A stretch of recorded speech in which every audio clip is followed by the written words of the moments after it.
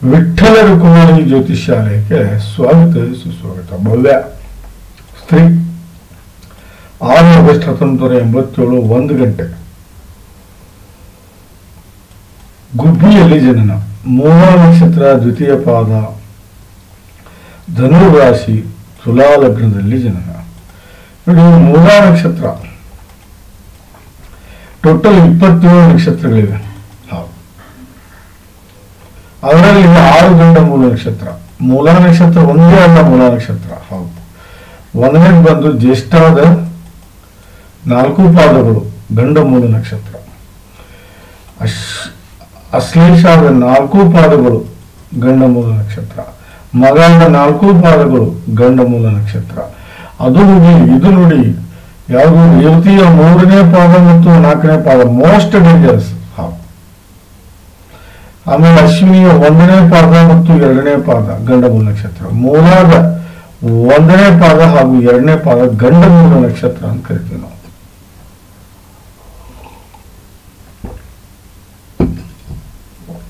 ಯಾರು ಈ ಗಂಡ ಮೂಲ ನಕ್ಷತ್ರದಲ್ಲಿ ಹುಟ್ಟುತ್ತಾರೋ 100% ಅವರು ತೊಂದರೆಗೀಡಾಗ್ತಾರೆ. ಸಾಮಾಜಿಕವಾಗಿ, ಧಾರ್ಮಿಕವಾಗಿ, ಇಲ್ಲ ಫೈನಾನ್ಸಿಯಲಿ, ಇಲ್ಲ ಎಜುಕೇಷನಲ್ಲಿ, ಇಲ್ಲ ಫ್ಯಾಮಿಲಿ ವೈಸು, ಇಲ್ಲ ದಾಂಪತ್ಯದ ವಯಸ್ಸು, ಏನಾದರೂ ಒಂದು ತೊಂದರೆ ಬಂದೇ ಬರುತ್ತೆ. ಹೌದು, ಇದನ್ನು ಕಟ್ಟಿಟ್ಟ ಬುತ್ತಿ. ಹಾಗಾಗಿ ದಯವಿಟ್ಟು ಗೋಮುಖ ಪ್ರಸವ ಪೂಜೆ ಮಾಡ್ಕೊಳ್ಳಿ. ಏನ್ ಮಾಡ್ಕೋಬೇಕು ನೀವು? ಗೋಮುಖ ಪ್ರಸವ ಪೂಜೆ, ಗೋಮುಖ ಪ್ರಸವ ಪೂಜೆ ಮಾಡ್ಕೊಳ್ಳಿ. 100% ಒಳ್ಳೇದಾಗುತ್ತೆ. ಹೌದು, ಗೋಮುಖ ಪ್ರಸವ ಪೂಜೆ ಮಾಡ್ಕೊಳ್ಳಿಲ್ಲ ಅಂದ್ರೆ ತೊಂದರೆಗೀಡಾಗ್ತೀರಾ.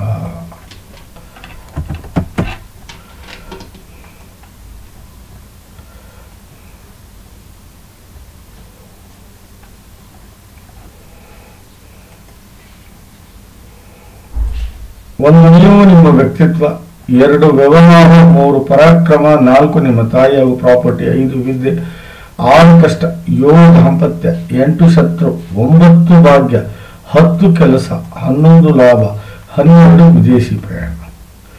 ಯಾವುದೇ ಗ್ರಹ 0 to 6 ಆಗಲಿ, 24 to 29 ಆಗಲಿ ಇದ್ರೆ ಲಾಭ ಸಿಗಲ್ಲ. 6 ರಿಂದ 24 ಇರಬೇಕು. ಯಾಕಂದ್ರೆ 0 to 6 ಅಂದ್ರೆ 0 to 10 years ಅಂತ ಅರ್ಥ. 24 to 29 ಅಂದ್ರೆ 65 ರಿಂದ 100 ವರ್ಷ ಅಂತ ಅರ್ಥ. 6 ರಿಂದ 24 ಅಂದ್ರೆ 15 ರಿಂದ 60 ವರ್ಷ. ಇದು ಬಾಲ್ಯಾವಸ್ಥೆ ಅಂತೀವಿ, ಇದನ್ನು ವೃದ್ಧಾಪ್ಯ ಅವಸ್ಥೆ ಅಂತೀವಿ, ಇದನ್ನು ಯೌವನಾವಸ್ಥೆ ಅಂತ ಕರಿತೀವಿ. ಯಾವುದೇ ಗ್ರಹ ಯೌವನಾವಸ್ಥೆಯಲ್ಲಿ ಇದ್ರೆ 100ಕ್ಕೂ 100 ಫಲವನ್ನು ಕೊಡುತ್ತೆ. ಹೌದು, ಆದ್ರೆ ರಾಹು ಮತ್ತು ಕೇತು ಮತ್ತು ಉಚ್ಚ ನೀಚ ಗ್ರಹಗಳಿಗೆ ಈ ರೂಲ್ಸ್ ಅಪ್ಲೈ ಆಗುವುದಿಲ್ಲ.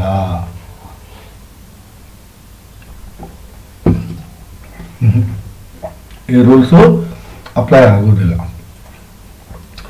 1, 4, 7, 10 ಕೇಂದ್ರ ಅಂತ ಕರೆದ್ರೆ 2 ಗಣೇಶ, 11 ಲಾಭೇಶ. ಅದೇ ರೀತಿ 1, 5, 9 ತ್ರಿಕೋಣ ಅಂತ ಕರೆದ್ರೆ, ಅದೇ ರೀತಿ 6, 8, 12 ಕೆಟ್ಟ ಸ್ಥಾನ ಅಂತ ಕರಿತೀವಿ. 3 50-50 ಅಂತ ಕರಿತೀವಿ. ಹೌದು, 3 50-50 ಅಂತ ಕರಿತೀವಿ.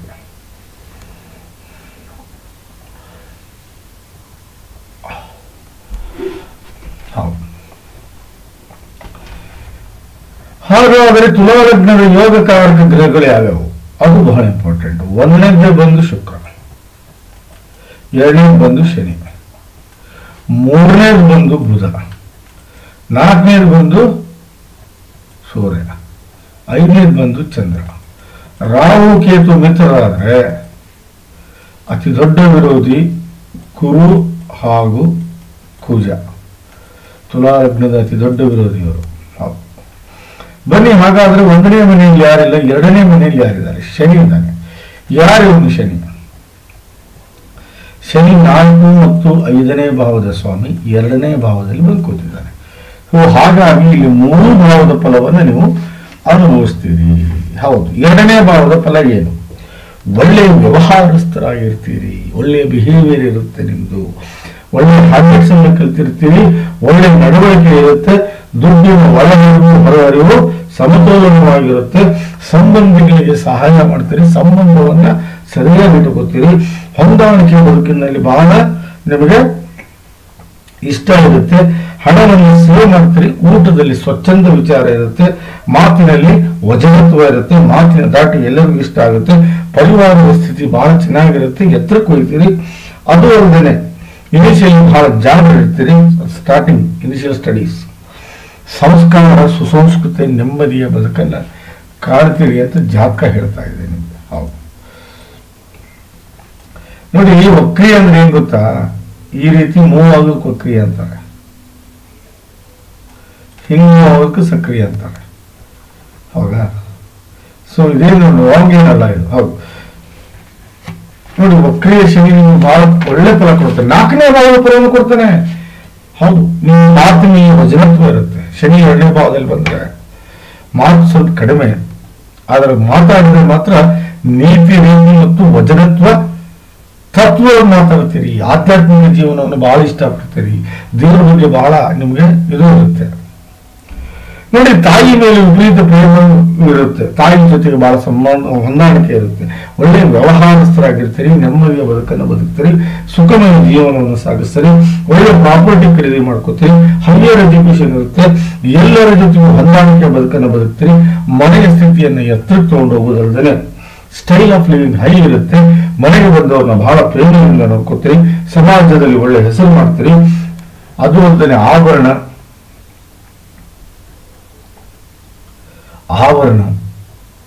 ವೆಹಿಕಲ್ಲು ಇವುಗಳನ್ನು ಖರೀದಿ ಮಾಡೋದಲ್ಲದೆ ಮನೆ ಹಾಗೂ ಶಾಪು ತೋಟ ಖರೀದಿ ಮಾಡ್ಕೋತೀರಿ ನಿಮ್ಮ ಜೀವಕಾಲದಲ್ಲಿ ಅಂತ ಹೇಳುತ್ತೆ ಜಾತಕ. ಹೌದು ನೋಡಿ, 5ನೇ ಭಾವ ಬಹಳ ದೊಡ್ಡ ಭಾವ ಇದು. ಹೌದು, ಒಳ್ಳೆ ಎಜುಕೇಶನ್ ಇರುತ್ತೆ ನಿಮಗೆ, ಒಳ್ಳೆ ದಾಂಪತ್ಯವನ್ನು ಅನುಭವಿಸ್ತೀರಿ, ಒಳ್ಳೆ ಸೆಕ್ಸುವಲ್ ಜೀವನ ನಡೆಸ್ತೀರಿ, ಮಕ್ಕಳಿಗೆ ಬಹಳ ಮಕ್ಕಳ ಮೇಲೆ ವಿಪರೀತ ಪ್ರೇಮ ಇರುತ್ತೆ, ಪ್ರೀತಿ ಪ್ರೇಮದಿಂದ ಕೂಡಿರ್ತೀರಿ, ಮಕ್ಕಳು ಪ್ರೀತಿ ಪ್ರೇಮದಿಂದ ಕೂಡಿರ್ತೀರಿ, ಹೊಂದಾಣಿಕೆ ಬದುಕನ್ನು ಬದುಕ್ತೀರಿ. ಅದು ಅಲ್ಲದೆ ನಿಮ್ಮ ಹುಟ್ಟುವ ಮಕ್ಕಳು ಬಹಳ ಬುದ್ಧಿವಂತ ಸುಸಂಸ್ಕೃತರಿರ್ತಾರೆ. ತಂದೆ ತಾಯಿ ಅಣ್ಣ ತಮ್ಮ ಅಕ್ಕ ತಂಗಿ ಎಲ್ಲರ ಪ್ರೇಮವನ್ನು ಗಳಿಸ್ಕೋತೀರಿ, ಏನೇ ಕಷ್ಟ ಬರಲಿ ಎದುರಿಸುವಷ್ಟು ಶಕ್ತಿ ಇರುತ್ತೆ, ಸುಖ ಶಾಂತಿಯ ಜೀವನವನ್ನು ನಡೆಸ್ತೀರಿ, ಕಷ್ಟಗಳನ್ನು ಹೊಡೆದೋಡಿಸ್ತೀರಿ, ಸಾಧನೆಗೆ ದಾರಿ ಮಾಡ್ಕೋತೀರಿ, ಒಳ್ಳೆ ಗುಣಗಳನ್ನು ಬೆಳೆಸ್ಕೋತೀರಿ. ಅದು ಅಲ್ಲದೆ ಒಳ್ಳೆ ಪಬ್ಲಿಕ್ ಇಮೇಜ್ ಅನ್ನ ಬೆಳೆಸ್ಕೋತೀರಿ. ಇದು 5ನೇ ಭಾವದ ಫಲ.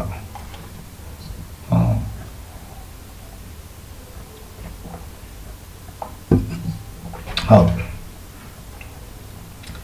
3 ಭಾವದ ಫಲವನ್ನ ನಿಮಗೆ ಇವನು ಕೊಡ್ತಾನೆ. ನೋಡಿ, ಚಂದ್ರ 3ನೇ ಮನೆಯಲ್ಲಿದ್ದಾನೆ, ಬಟ್ ದಯವಿಟ್ಟು ಮೂಲ ನಕ್ಷತ್ರದ ಗೋಮುಖ ಪ್ರಸವ ಪೂಜೆ ಮಾಡ್ಕೊಳ್ಳೇಬೇಕು ನೀವು, ಇಲ್ಲಾಂದ್ರೆ ಬಹಳ ತೊಂದರೆಗೀಡಾಗ್ತೀರ. ನೋಡಿ, 3ನೇ ಮನೆಯಲ್ಲಿ ಚಂದ್ರ ಶುಕ್ರ ಬುಧ ಗುರು ಬಂದ್ರೆ ವಸುಮತಿ ಯೋಗ ಅಂತ ಹೇಳ್ತೀನಿ. ಇದರ ಅರ್ಥ ಏನು ಅಂದ್ರೆ, ಯಾರ ಜಾತಕದಲ್ಲಿ ವಸುಮತಿ ಯೋಗ ಆಗುತ್ತೋ ಅವ್ರಿಗೆ 40 ವರ್ಷ ಆದ್ಮೇಲೆ ಒಳ್ಳೆ ಸಂಪತ್ತು, ಐಶ್ವರ್ಯ, ಪ್ರಾಪರ್ಟಿ, ಹೆಸರು, ಕೀರ್ತಿ, ಆರೋಗ್ಯ, ಯಶಸ್ಸು, ಕೀರ್ತಿ ಸಾಧನೆ ಮಾಡ್ತಾರೆ. ಮಕ್ಕಳಿಂದ ನೆಮ್ಮದಿ ಪಡ್ಕೋತಾರೆ, ಮಕ್ಕಳು ಒಳ್ಳೆ ಜಾಗಕ್ಕೆ ಪ್ಲೇಸಿಗೆ ಹೋಗಿ ಸೆಟ್ಲ್ ಆಗ್ತಾರೆ. ಯಾರ ಜಾತಕದಲ್ಲಿ ವಸುಮತಿ ಯೋಗ ಆಗುತ್ತೋ ಅವ್ರು ಒಳ್ಳೆ ತಂದೆ ತಾಯಿ ಅಣ್ಣ ತಮ್ಮ ಅಕ್ಕ ತಂಗಿ ಯಶಸ್ಸು ಆರೋಗ್ಯ ಐಶ್ವರ್ಯ ಕೀರ್ತಿ ಸಕಲ ಸಮರ್ಪಕ ಸಂಪೂರ್ಣ ಫಲವನ್ನು ಅನುಭವಿಸ್ತಾರೆ 40 ವರ್ಷ ಆದ್ಮೇಲೆ ಅಂತ ಹೇಳ್ತದೆ ಜಾತಕ. ಹೌದು ನೋಡಿ, ತುಲಾ ಲಗ್ನಕ್ಕೆ ಶುಕ್ರ ರಾಹು 6ನೇ ಮನೆಯಲ್ಲಿ ಬಂದ್ರೆ ಅದು ಬಹಳ ಒಳ್ಳೆಯದು. ನಿಮಗೆ ವಿಪರೀತ ಧೈರ್ಯ ಇರುತ್ತೆ.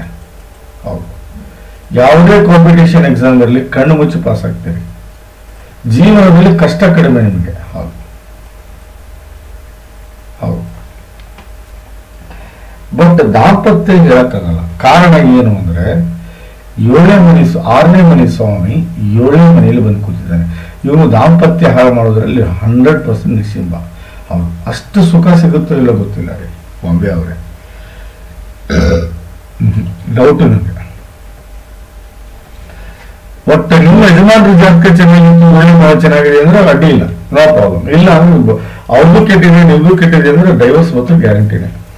ದಾಂಪತ್ಯ ಅಷ್ಟು ಹೇಳ್ಕೊಳ್ಳೋಷ್ಟು ಇರುವುದಿಲ್ಲ, ಗಂಡನ ಗುಣಗಳು ಅಷ್ಟು ಹೇಳ್ಕೊಳ್ಳೋಷ್ಟು ನಿಮ್ಗೆ ಇಷ್ಟ ಆಗುವುದಿಲ್ಲ. ದಾಂಪತ್ಯದ ಆಯುಷ್ಯ ಬಹಳ ಕಡಿಮೆ ಆಗುತ್ತೆ. ದಿನನಿತ್ಯ ಬರುವ ದುಡ್ಡು ಅಷ್ಟು ಬರುವುದಿಲ್ಲ. ಪಾರ್ಟ್ನರ್ಶಿಪ್ ಬಿಸ್ನೆಸ್ ಚೆನ್ನಾಗಿರುವುದಿಲ್ಲ. ಸೆಕ್ಸುವಲ್ ಲೈಫ್ ಬಹಳ ಕಡಿಮೆ ಇರುತ್ತೆ. ದಿನನಿತ್ಯದ ನಡವಳಿಕೆ ಅಷ್ಟು ಹೇಳ್ಕೊಳ್ಳೋಷ್ಟು ಇರುವುದಿಲ್ಲ. ಸ್ವಂತ ಬಿಸ್ನೆಸ್ ಮಾಡಿದ್ರೆ 100 ಲಾಭ ಪಡಿತೀರಾ. ಪ್ರೊಫೆಷನಿಸ್ಟ್ ಆಗಿದ್ರೆ 100 ಒಳ್ಳೆ ಹೆಸರು ಮಾಡ್ತೀರಾ. ಇಲ್ಲಿ ಗುರು ಶಾಂತಿ ಮಾಡ್ಕೊಳ್ಳೇಬೇಕು ನೀವು. ಹೌದು ನೋಡಿ, ಸೂರ್ಯ, ಬುಧ, ಶುಕ್ರ, ಕುಜ 4 ಜನ 10ನೇ ಮನೆಯಲ್ಲಿದ್ದಾರೆ. ಬಹಳ ವಿಚಿತ್ರ ಆದ ಸತ್ಯ ಇದು. ಹೌದು, ಏನಾಗಿದೆ ಅಂದ್ರೆ ನೋಡಿ, ಇಲ್ಲಿ ಕುಜ ಅಸ್ತಂಗತ ಆಗಿದ್ದಾನೆ, ಒಪ್ಕೊಳ್ಳೋ ಮಾತು ಬೇಡ ಇವನು. ಬಟ್ ಇವನ ಅಸ್ತಂಗತ ಆಗ್ಬಾರ್ದು, ಲಗ್ನೇಶ. ನೋಡಿ ಎಷ್ಟು ವಿಚಿತ್ರ ಅಂದ್ರೆ, ತಿಳ್ಕೊಳ್ಳಿ ಇಲ್ಲಿ ನೀವು. ಇವನ್ಯಾರು 1ನೇ ಭಾವದ ಸ್ವಾಮಿ, ಇವನ್ಯಾರು 11ನೇ ಭಾವದ ಸ್ವಾಮಿ, ಇವನ್ಯಾರು 9ನೇ ಭಾವದ ಸ್ವಾಮಿ. ಈ ಮೂರು ಭಾವದ ಫಲವನ್ನು ಪಡಿತೀರಿ ಇಲ್ಲಿ ನೀವು. 1ನೇ ಭಾವ. ಹೌದು ನೋಡಿ, ಒಳ್ಳೆ ವ್ಯಕ್ತಿತ್ವ ಇರುತ್ತೆ ನಿಮಗೆ. ಹೌದು, ಒಳ್ಳೆ ಜವಾಬ್ದಾರಿ ಇರ್ತೀರಿ, ರೆಸ್ಪಾನ್ಸಿಬಲ್ ಹ್ಯೂಮನ್ ಬೀಯಿಂಗ್ ಇರ್ತೀರಿ. ಒಳ್ಳೆ ಗುಣಗಳನ್ನು ಬೆಳೆಸ್ಕೊಡ್ತೀರಿ, ಒಳ್ಳೆ ವಿಚಾರಗಳನ್ನು ಬೆಲೆ ಕೊಡ್ತೀರಿ, ಒಳ್ಳೆ ಸಂಗತಿಗಳಿಗೆ ಆಸಕ್ತಿ ತೋರಿಸ್ತೀರಿ. ಮೆಂಟಲಿ ಬಹಳ ಸ್ಟ್ರಾಂಗ್ ಇರ್ತೀರಿ, ಫಿಸಿಕಲಿ ಸ್ಟ್ರಾಂಗ್ ಇರ್ತೀರಿ. ಆಸೆ ಆಕಾಂಕ್ಷೆಗಳು ಎಲ್ಲವನ್ನೂ ಈಡೇರಿಸಿಕೊಳ್ಳೋದಲ್ಲದೆ ನಿಮ್ಮ ಇಮೇಜ್, ಪಬ್ಲಿಕ್ ನಲ್ಲಿ ಇಮೇಜ್ ಬಹಳ ಚೆನ್ನಾಗಿರುತ್ತೆ. ಬುದ್ಧಿವಂತಿಕೆ ನಡೆಯನ್ನು ನಡೀತೀರಿ. ಅದು ಒಂದಿನ ಗ್ರಾಸ್ಪಿಂಗ್ ಪವರ್ ಎಕ್ಸ್ಟ್ರಾ ಆರ್ಡಿನರಿ ಇರುತ್ತೆ. ಒಳ್ಳೆ ಟೇಸ್ಟ್ ಅನ್ನು ಹೊಂದಿರ್ತೀರಿ ಅಂತ ಜಾತಕ ಹೇಳುತ್ತೆ. ಯಾವುದಿದು 1ನೇ ಭಾವದ ಫಲ.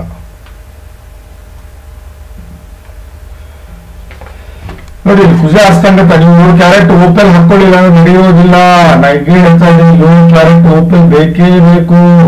ಹೌದು, ಇಲ್ಲ ಅಂದ್ರೆ ನೀವು ಅನಾರೋಗ್ಯ ಕೀಳಾಗ್ತೀರಿ. ಕುಜ ನೀಚ ಇದ್ದಾನೆ, ಅರ್ಥ ಮಾಡ್ಕೊಳ್ಳಿ. ತೊಂದರೆಗೀಡಾಗುತ್ತೆ, ಜೀವನ ಹಾಳಾಗುತ್ತೆ, ಚಾನ್ಸಸ್ ಬಹಳ ಇದೆ. ಲಗ್ನೇಶ ಅಸ್ತಂಗತ ಆಗ್ಬಾರ್ದು, ಆರೋಗ್ಯ ಸಮಸ್ಯೆ ಬರುತ್ತೆ. ಇಲ್ಲ ಅಂದ್ರೆ ವ್ಯಕ್ತಿತ್ವ ಕಳ್ಕೊತೀರಿ. ದಯವಿಟ್ಟು ಕ್ಯಾರೆಟ್ ಓಪಲ್ ಹಾಕೊಳ್ಳಿ. ನನ್ನ ಹತ್ರ ಸಿಗುತ್ತೆ, ಮಾತಾಡೋದ್ರ ಜೊತೆಗೆ ಬೆಳಿಗ್ಗೆ ಇದು ಬಂದ್ರೆ. ನೋಡಿ, 9ನೇ ಭಾವ, ಗುರುವಿನ ಆಶೀರ್ವಾದ ಸದಾ ನಿಮ್ಮ ಜೊತೆಗಿರುತ್ತೆ. ಹೌದಾ, ಗುರುವಿನ ಆಶೀರ್ವಾದ ಸದಾ ನಿಮ್ಮ ಜೊತೆಗಿರುತ್ತೆ. 10ನೇ ಭಾವದಲ್ಲಿ 10ನೇ ಭಾವ ಫಲವೂ ಸಿಗುತ್ತೆ. ಗುರುವಿನ ಆಶೀರ್ವಾದ ಸದಾ ನಿಮ್ಮ ಜೊತೆಗಿರುತ್ತೆ. ಧರ್ಮವನ್ನು ನಂಬ್ತೀರಿ, ಭಾಗ್ಯವಂತರಾಗಿರ್ತೀರಿ. ಏನೇ ಇಷ್ಟಪಟ್ಟರು ಪ್ರಾಪ್ತಿಯನ್ನು ಪಡ್ಕೋತೀರಿ. ಅದು ಒಂದನೇ ತಂದೆಯ ಜೊತೆಗೆ ಒಳ್ಳೆ ನಿಕಟ ಸಂಬಂಧ ಇರುತ್ತೆ. ಸಾಧನೆಗೆ ದಾರಿ ಮಾಡ್ಕೋತೀರಿ, ಸುಖಮಯ ಜೀವನವನ್ನು ಸಾಗಿಸ್ತೀರಿ. ಗೆಲುವು ಸದಾ ನಿಮ್ದಾಗಿರುತ್ತೆ. ಸಂಬಂಧಿಗಳಿಗೆ ಸಹಾಯ ಮಾಡ್ತೀರಿ. ದೇವರ ಆಶೀರ್ವಾದ ಸದಾ ನಿಮ್ಮ ಮೇಲಿರುತ್ತೆ. ಬಹಳ ಲಕ್ಕಿ ಆಗಿರ್ತೀರಿ. ಪುಣ್ಯದ ಕೆಲಸ ಮಾಡ್ತೀರಿ. ಮನೆಯಲ್ಲಿ ನೆಮ್ಮದಿಯನ್ನು ಕಾಣ್ತೀರಿ. ಇದು 9ನೇ ಭಾವದ ಫಲ. ಅದೇ ರೀತಿ ಅಕ್ಕ ತಂಗಿ, ಅಣ್ಣ ತಮ್ಮ ಈ ಸಂಬಂಧ ಯಾವತ್ತೂ ಕೆಡುವುದಿಲ್ಲ. ಇದು 11ನೇ ಭಾವದ ಫಲ.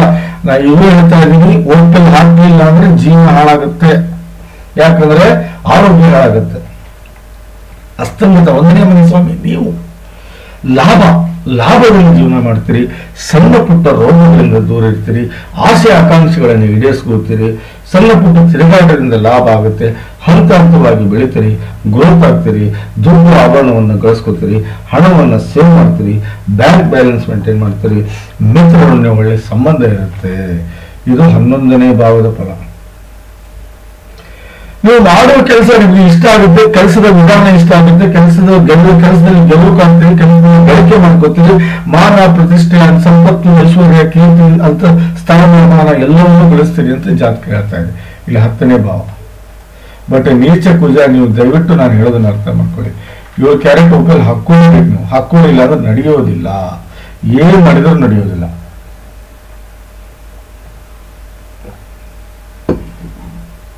ಹೌದು,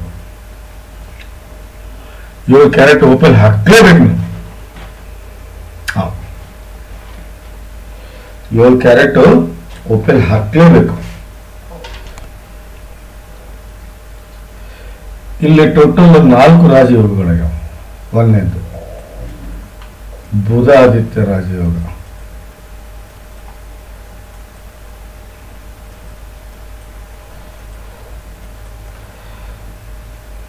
ಎರಡನೇದು ವಿಕ್ರಮಾದಿತ್ಯ ರಾಜಯೋಗ. 3ನೇದು ಲಕ್ಷ್ಮೀನಾರಾಯಣ ಯೋಗ. ಈ ಯೋಗ ಆಗ್ಬೇಕಂದ್ರೆ ಒಂದ್ ಹೇಳ್ತೀನಿ ಕೇಳಿ, ನೀವು ಅರ್ಥ ಮಾಡ್ಕೊಳ್ಳಿ. ಈ ಯೋಗ ಎಲ್ಲ ಬರ್ಬೇಕಂದ್ರೆ ನಿಮ್ಗೆ ಓಪಲ್ ಬಹಳ ಮುಖ್ಯ. 4ನೇದು ಬಂದು ಕುಬೇರ ಯೋಗ. ಶುಕ್ರ 10ನೇ ಮನೆಗೆ ಬಂದ್ರೆ ಕುಬೇರ ಯೋಗ. ನೋಡಿ, ಕುಬೇರ ಯೋಗದಲ್ಲಿ ನಿಮಗೆ ಪ್ರಾಪರ್ಟಿ, ನೆಮ್ಮದಿ ಹಾಗೂ ಐಶ್ವರ್ಯ ಮಾತ್ರ ಕಟ್ಟಿಟ್ಟ ಬುತ್ತಿ. ಒಂದು ತಂದೆಯಿಂದ ಬರುತ್ತೆ, ಇಲ್ಲ ಗಂಡನಿಂದ ಬರುತ್ತೆ, ಇಲ್ಲ ನೀವೇ ಸ್ವಂತ ಗಳಿಸ್ತಾರೆ, ಇಲ್ಲ ಮಕ್ಕಳನ್ನ ಗಳಿಸ್ತಾರೆ. ಹೌದು, ಇವತ್ತಿಲ್ಲ ನೀವು ಸಾಹುಕಾರ. ಲಕ್ಷ್ಮೀನಾರಾಯಣ ಯೋಗದಲ್ಲಿ ಗಂಡ ಒಳ್ಳೆ ಸಿಗ್ತಾನೆ, ಗಂಡ ಬಹಳ ಬುದ್ಧಿವಂತ ಇರ್ತಾನೆ, ಬಹಳ ನೀತಿವಂತ ಇರ್ತಾನೆ, ಬಹಳ ಪ್ರೀತಿಸುವಂತ ಇರ್ತಾನೆ, ಬಹಳ ಒಳ್ಳೆ ದಾಂಪತ್ಯವನ್ನ ಸವಿತೀರಿ ಅಂತ ಹೇಳುತ್ತೆ ಲಕ್ಷ್ಮೀನಾರಾಯಣ ಯೋಗ. ಮತ್ತೆ ಮಕ್ಕಳು ಬಹಳ ಚೆನ್ನಾಗಿ ಹುಡ್ತಾರೆ, ಆ ಮಕ್ಕಳಿಂದ ನೀವು ಒಳ್ಳೆ ಯಶಸ್ಸು, ಕೀರ್ತಿ, ಆರೋಗ್ಯವನ್ನು ಕಾಣ್ತೀರಿ ಅಂತ ಲಕ್ಷ್ಮೀನಾರಾಯಣ ಯೋಗ ಹೇಳುತ್ತೆ. ಅದೇ ರೀತಿ ವಿಕ್ರಮಾದಿತ್ಯ ರಾಜಯೋಗ. ವಿಕ್ರಮಾದಿತ್ಯ ರಾಜಯೋಗ ಅಂದ್ರೆ ಇದು ಅಖಂಡ ಸಾಮ್ರಾಜ್ಯ ಯೋಗ. ನಾನು ವಿಕ್ರಮಾದಿತ್ಯ ರಾಜಯೋಗ ಅಂತ ಕರಿತೀನಿ. ಹೆಂಗಂದ್ರೆ ಒಬ್ಬ ರಾಜ ಇದ್ದಂಗೆ. ನಾನು ನಿಮ್ಮ ಕೈಯಲ್ಲಿ ನೋಡಿ, ಒಂದು ಇಲ್ಲಿ ರಾಜ ಸಂಸ್ಥಾನ ಇಲ್ಲಿಲ್ಲ.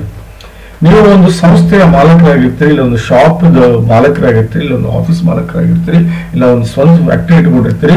ಅಲ್ಲಿ ನಿಮ್ಮ ಕೈ 10 ರಿಂದ 15 ಜನ ಕೆಲಸ ಮಾಡ್ತಿರ್ತಾರ. ಅವ್ರು ನಿಮ್ಮಿಂದ ಪಗಾರ ಇಸ್ಕೊಂಡು, ಅಂದ್ರೆ ಸ್ಯಾಲರಿ ಇಸ್ಕೊಂಡು ಅವ್ರ ಜೀವನ ಸಾಗಿಸ್ತಿರ್ತಾರ. ಆ ಲೆವೆಲ್ನಲ್ಲಿ ನೀವು ಹೆಡ್, ಟೀಮ್ ಲೀಡರ್, ಆ ಇದರಲ್ಲಿ ಇರ್ತೀರಿ, ಏನೋ ಸ್ಥಾನದಲ್ಲಿ ಇರ್ತೀರಿ. ವಿಕ್ರಮಾದಿತ್ಯ ರಾಜಯೋಗ. ಬುಧಾದಿತ್ಯ ರಾಜಯೋಗ ನೋಡಿ, ಅದು ಸಂಪತ್ತು, ಐಶ್ವರ್ಯ, ಕೀರ್ತಿ, ಸ್ಥಾನ ಮಾನ ಪ್ರತಿಷ್ಠೆ ಎಲ್ಲವನ್ನೂ ಕೊಡುವಂತ ಯೋಗವೇ ಬುಧಾದಿತ್ಯ ರಾಜಯೋಗ. ಫಾರ್ ಎಕ್ಸಾಂಪಲ್ ಸಿದ್ದರಾಮಯ್ಯ ಅವರು ಬುಧಾದಿತ್ಯ ರಾಜಯೋಗ. ಫಾರ್ ಎಕ್ಸಾಂಪಲ್ ಇವರು ಯಾರು, ನಮ್ಮ ಯಡಿಯೂರಪ್ಪಾಜಿ ಬುಧಾದಿತ್ಯ ರಾಜಯೋಗ. ಬೊಮ್ಮಾಯಿ ಅವರು ಬುಧಾದಿತ್ಯ ರಾಜಯೋಗ. ಸಿಟಿ ರಘು ಅವರು ಬುಧಾದಿತ್ಯ ರಾಜಯೋಗ.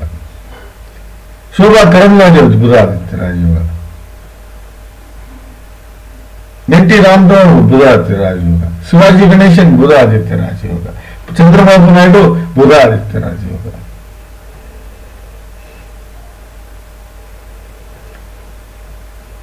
ಯೋಗಿ ಆದಿತ್ಯನಾಥ್ ಬುಧಾದಿತ್ಯ ರಾಜಯೋಗ. ಜೆ.ಪಿ. ನಡ್ಡಾ ಬುಧಾದಿತ್ಯ ರಾಜಯೋಗ. ಅಮಿತ್ ಶಾ ಬುಧಾದಿತ್ಯ ರಾಜಯೋಗ.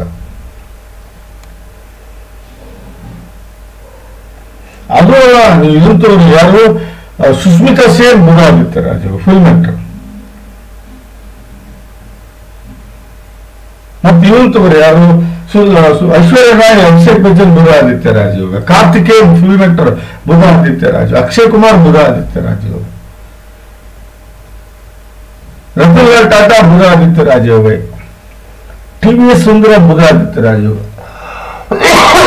ಸಾರಿ, ಆದಿತ್ಯ ಬಿರ್ಲಾ ಬುಧಾದಿತ್ಯ ರಾಜಯೋಗ. ಸೊ ಇಲ್ಲಿ ಬುಧಾದಿತ್ಯ ರಾಜಯೋಗ ಸ್ಥಾನ, ಮಾನ, ಯಶಸ್ಸು, ಕೀರ್ತಿ, ಆರೋಗ್ಯ ಎಲ್ಲವನ್ನು ಕೊಡ್ತಾನೆ. ಯಾರ ಜಾತಕದಲ್ಲಿ 4 ರಾಜಯೋಗಗಳಾಗ್ತಾವ ಅವ್ರಿಗೆ ಒಳ್ಳೆ ತಂದೆ ತಾಯಿ, ಅಣ್ಣ ತಮ್ಮ, ಅಕ್ಕ ತಂಗಿ, ಯಶಸ್ಸು, ಆರೋಗ್ಯ, ಐಶ್ವರ್ಯ, ಕೀರ್ತಿ, ಸಕಲ ಸಮರ್ಪಕ ಸಂಪೂರ್ಣ ಫಲವನ್ನು ಅನುಭವಿಸುವುದಲ್ಲದೆ ಒಳ್ಳೆ ಸಂಪತ್ತು, ಒಳ್ಳೆ ಐಶ್ವರ್ಯ, ಒಳ್ಳೆ ಪ್ರಾಪರ್ಟಿ, ಒಳ್ಳೆ ಜ್ಞಾನ, ವಿದ್ಯೆ, ಬುದ್ಧಿ, ಒಳ್ಳೆ ದಾಂಪತ್ಯ, ಒಳ್ಳೆ ಗಂಡ ಮಕ್ಕಳು, ಯಶಸ್ಸು, ಕೀರ್ತಿ, ಸಾಧನೆ, ಸಮರ್ಥ ಮಾನಸಿಕ ಹಾಗೂ ದೈಹಿಕ ಶಕ್ತಿ, ಸಾಮಾಜಿಕ ಹಾಗೂ ಧಾರ್ಮಿಕ ಮುಖ್ಯ ಕೆಲಸಗಳಲ್ಲಿ ತೊಡಗುವುದಲ್ಲದೆ ಮಾನ, ಪ್ರತಿಷ್ಠೆಯ, ಸ್ಥಾನ, ಮಾನ, ಅಂತಸ್ತು, ಆರೋಗ್ಯ, ಆಯುಷ್ಯವನ್ನು ಕೊಟ್ಟು ನಿಮ್ಮನ್ನು ದೇವರು ಬಹಳ ಎತ್ತರ ಸ್ಥಾನದಲ್ಲಿ ಇಟ್ಟಿರ್ತಾನೆ. ಬಹಳ ಚೆನ್ನಾಗಿಟ್ಟಿರ್ತಾನೆ. ಬಹಳ ಆರೋಗ್ಯವಂತರಾಗಿರ್ತೀರಿ. ಒಂದು ಜೀವನದಲ್ಲಿ ಏನಾದರೂ ಒಂದು ಸಾಧನೆ ಮಾಡ್ತೀರಿ. ಸೊ ಈಗ 4 ರಾಜಯೋಗಗಳ ಬಗ್ಗೆ ಕಾಳಿದಾಸರು ಬಹಳ ಚಂದ ವಿಶ್ಲೇಷಣೆ ಮಾಡಿದ್ದಾರೆ ತಮ್ಮ ಗ್ರಂಥದಲ್ಲಿ. ವಾಲ್ಮೀಕಿಯವರು ಮಾಡಿದ್ದಾರೆ.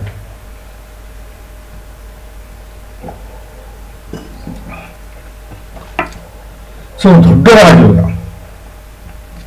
ನಾ ಹೇಳೋದನ್ನ ಅರ್ಥ ಮಾಡ್ಕೊಳ್ಳಿ ದಯವಿಟ್ಟು.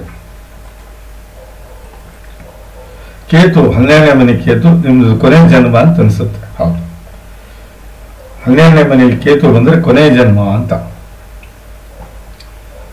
ನೋಡಿ. ಶನಿ ಸೀದಾ ನಿಮ್ಮ 4ನೇ ಭಾವ ನೋಡ್ತಾನೆ, ಅದಾದ್ಮೇಲೆ ನಿಮ್ಮ 8ನೇ ಭಾವ ನೋಡ್ತಾನೆ, ಅದಾದ್ಮೇಲೆ ನಿಮ್ಮ 11ನೇ ಭಾವ ನೋಡ್ತಾನೆ. 7ರಲ್ಲಿ ಒಳ್ಳೆ ವ್ಯವಹಾರ ಕುದಿಸ್ಕೊಡ್ತಾನೆ. Shani latest, perfect, permanent. ಸ್ವಲ್ಪ ಲೇಟ್ ಅವನು. 4ರಲ್ಲಿ ಒಳ್ಳೆ ವ್ಯವಹಾರ ಮಾಡ್ತೀರಾ. ಅಷ್ಟಮದಲ್ಲಿ ನೋಡಿ ಶತ್ರುನಾಶ ಮಾಡ್ತಾನೆ. 11ರಲ್ಲಿ ಲಾಭ ಕೊಡ್ತಾನೆ. ನಾನು ಹೇಳೋದು ಇಷ್ಟೇ ಇಲ್ಲ ನಿಮಗೆ. ಗುರು ಮತ್ತು ನೋಡಿ, ಗುರು ಮತ್ತು ಕುಜ ಶಾಂತಿ ಮಾಡ್ಕೊಳ್ಳಿ. ಎಲ್ಲರಿಗಿಂತ ಮೊದಲು ಗೋಮುಖ ಪ್ರಸವ ಮಾಡ್ಕೊಳ್ಳಿ. ಗೋಮುಖ ಪ್ರಸವ ಪೂಜೆ ಮಾಡ್ಕೊಳ್ಳಿ. ಹೌದು, ಇಷ್ಟು ಮಾಡಿಕೊಂಡ್ರೆ 100ಕ್ಕೆ 100 ಒಳ್ಳೇದಾಗುತ್ತೆ. ಗುರು ಮತ್ತು ಕುಜ ಶಾಂತಿ ಮಾಡ್ಕೊಳ್ಳಿ. ಜೀವನದಲ್ಲಿ ಎತ್ತರ ಸ್ಥಾನಕ್ಕೆ ಹೋಗ್ತೀರಿ. ಲಗ್ನೇಶ ಅಸ್ತಂಗತ ಆಗಿದ್ದಾನೆ, ದಯವಿಟ್ಟು ಇಲ್ಲ ಬರುತ್ತೋ ಅಂದ್ರೆ ಈಡಾಗ್ತೀರಿ. ನೋಡಿ, 1ನೇ ಭಾವ, 1ನೇ ಮನೆ ಸ್ವಾಮಿ 3ರಲ್ಲಿದ್ದಾನೆ, 5ರಲ್ಲಿ ರಾಹು ಇದ್ದಾನೆ, 6ರಲ್ಲಿ ಶುಕ್ರ ಇದ್ದಾನೆ, 7ನೇ ಮನೆ ಸ್ವಾಮಿ. ಸ್ವಲ್ಪ ದಾಂಪತ್ಯ ತೊಂದರೆ ಇಲ್ರಿ ನಿಮ್ಗೆ. 9ನೇ ಮನೆ ಸ್ವಾಮಿ ಅಷ್ಟಮದಲ್ಲಿ ಬಂದಿದ್ದಾನೆ. ಏನು ಮೋಸ್ಟ್ ಪ್ರಾಬಬ್ಲಿ ಸ್ವಲ್ಪ ದಾಂಪತ್ಯ ಪ್ರಾಬ್ಲಮ್ ಇದೆ ನಿಮ್ಗೆ ಅನ್ಸುತ್ತೆ ಇದರಲ್ಲಿ ಜಾತಕದಲ್ಲಿ ನೋಡಿದ್ರೆ. ಕೆಲಸದ ವಿಚಾರ ನೋಡಿ, ನಾನು ಕೂಡ ಮಾತಾಡಿ ನಾನು ಸಜೆಷನ್ ಹೇಳ್ತೀನಿ ನಿಮಗೆ. ಯಾಕಂದ್ರೆ ನನಗೆ ಸುಮ್ಮನೆ ಗೊತ್ತಿಲ್ಲದೇನೆ ಹೇಳಬಾರ್ದು. ದುಡ್ಡಿನ ಚಿಂತೆ ಇಲ್ಲ ರೀ ನಿಮ್ಗೆ. ಹೌದು, ದುಡ್ಡಿಗೆ ಏನು ಚಿಂತೆ ಇಲ್ಲ. ಹೌದು, ಆಸ್ತಿ ಆಗಲಿ ಕೆಲಸ ಆಗಲಿ ಆರಾಮಿದೆ, ನೋ ಪ್ರಾಬ್ಲಮ್.